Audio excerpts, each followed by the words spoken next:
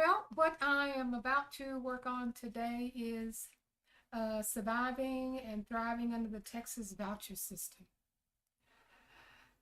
The Texas voucher system is something that we are so concerned about, and as Texans and as citizens of the United States, we're all experiencing some changes right now. So, so I am coming live, and I am on LinkedIn. I should be on Instagram and Facebook. So, we are going to be talking about the Texas voucher system. So, I know that there are many things that people are concerned about right now with the Texas voucher system. And I just want you to understand that you will be able to survive as principals during this time when we are working under this system. So let's talk about what every principal needs, at least every principal that is surviving under as a principal in an underperforming school right now, what you need to know, and that is the challenges that are associated with this voucher system. So the lawmakers are pushing for a voucher system that could shift the public school education funding toward private, towards homeschool and charter schools. And this means that there'll be fewer students in our traditional public schools, possible budget cuts, and pressure to the school leaders like you. So, but here's the good news. You don't have to wait for the policy changes to disrupt your school. You can act now. So, I just want to let you know that we can plan ahead of this. This has happened before. The environment that we're in right now has never happened before. However, within the state of Texas, this did happen before, and the voucher systems did not work. Now, the facts are is that they are proposing to have $10,000 available per student for $100,000 for 100,000 students. And that means that, we have uh,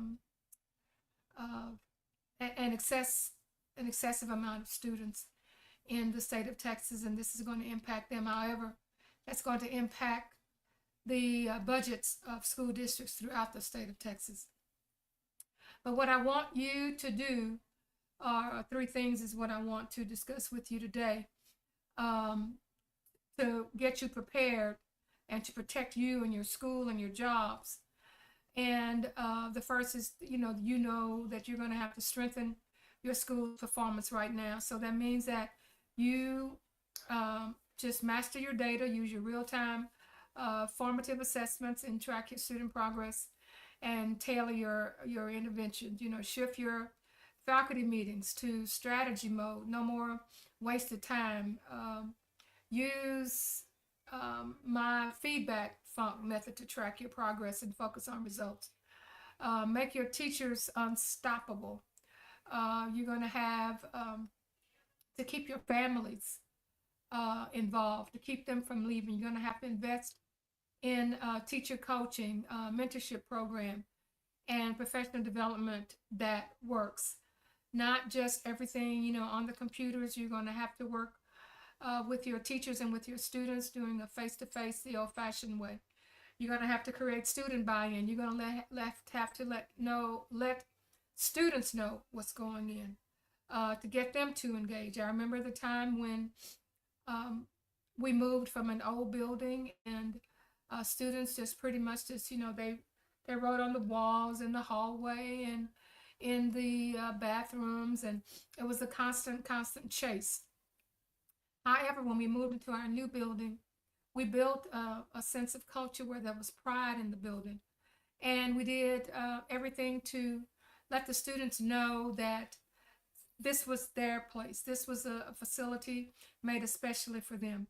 Our graffiti on the walls went down to 0%. And it's because we had the student buy-in. So what you need to do as the principal of an underperforming school, set up your weekly leadership huddles with your administrative team, review your student progress, and refine strategies. Basically, what I'm saying is that making us the place to be. We know that, yeah, private schools may be good for some, but private schools are not good for all. There is nothing that can outbeat our public schools. The second thing you need to do as a principal in underperforming school, engage and secure your school community. Become the number one choice for families. Your families won't leave if they feel connected. If you are excelling in progress, if you are moving the needle on student success, they won't leave. Start a parent loyalty plan program today. Hold town hall meetings. Address the parents' concerns early before they consider leaving. This is something that's down the pike. It may not happen until next school year, which gives you a time right now, even as we prepare for our testing. Address parents' concerns. I know you're addressing parent concerns right now, but let's address them better than what we have ever done before. And use your social media as a retention tool. Show off your student successes, your teacher innovations, and show your school growth. Don't be afraid. Don't don't be in hiding. Everything that we have done traditionally as principals in underperforming schools, we have looked at the scores and showed that to the state. However, our communities need to know just about our success, and show off your student success. Show off your teachers. Be innovative. Show school growth. And then partner with your local businesses and churches. All of the businesses are not for vouchers. Bring in mentorships, after school programs, and just boost our students up. Get that community support. So as the action tip for you to do as the leader of the school, assign a staff member or team to lead parent and community engagement. Have those efforts in place right now. As they are trying to take away from us, let's build, and show that the efforts that they're trying to do to take monies away from our schools, that it is not something that is good for our public schools. And the third thing that I want you to consider is that you need to advocate like a boss, because this affects you. Work with other principals, that are in your district, other principals who may be struggling like you, and maybe principals out of your school district. Former principal alliance to push back on policy threats. Do that together. Join my emerging principals mastermind. Meet with your district leaders and speak up. Show them the numbers. They know the numbers, but show them the numbers. How many students could be lost, and how much funding that means. They understand that, but you need to understand that. Your other principals need to understand. Your teachers and your principals need to understand that. Educate your teachers and your parents. Help them to show that by going towards that voucher system, how that's going to impact their child's school. Be the one to inform them. Be visible and at local and state level discussions.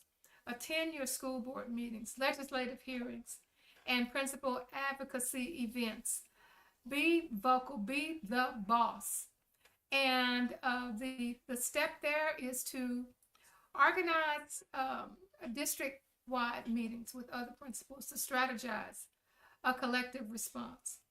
So my final call of action for principals is, you have two choices. You can let the policies change and let it just happen to you, or you can take charge before they start to happen. So start today. Implement these strategies to keep students engaged, teachers strong, and your school competitive.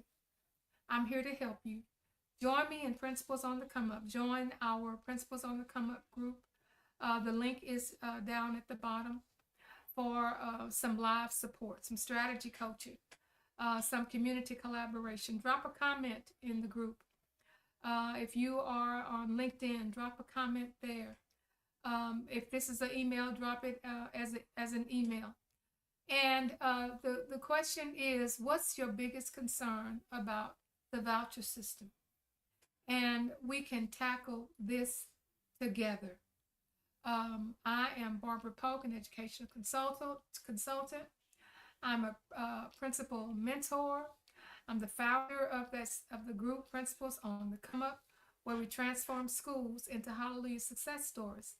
And we will not let a voucher system or the pressure that they're putting on our superintendents and our leaders to take monies from our public schools and give them to private schools and to homeschooling.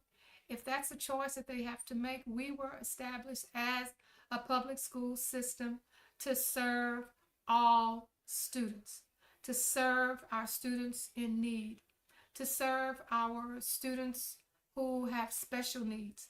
There is no other system like the public school system that can meet the needs of the students that we are serving right now. So I am telling you, let's get together. If we become a loud voice and we show them the goods that we have, let the policy changes happen, but take charge before they happen. Implement the strategies to keep students engaged, keep our teachers strong, and your school competitive. Now, I know you say, well, we have lots of issues within our public school system. Absolutely. But just think of the kinds of issues that they're going to have with children that have private schools. We know how to handle the best we can with behavior problems. But if your child is being sent to a private school, um, they just kick them out if they are a behavior problem. We work with the students. We work with their mental health, their social emotional learning. Private schools don't have to do that. If you want to isolate your children, if you want to remove all of the fine arts and the AP classes that we have, with the teachers that we that have a background in these areas, not somebody who that you can just take off the street, don't have a college degree, don't have any type of certification, and just let them start teaching our children simply because we have a $10,000 voucher. And the crux of the matter is that $10,000 is not going to pay for the kind of private school education that our children of color and our underserved children need. It's not going to happen. It is not going to happen. You know that, and you need to tell somebody that. I'm Barbara Polk, Principals on the Come Up, where we transform schools into hallelujah success stories. Let me know. Let me know what you think. Put something down in the comments. See just what we can do to form the kind of cohesion that we need for our children. We will not let our children down. We'll see you next time.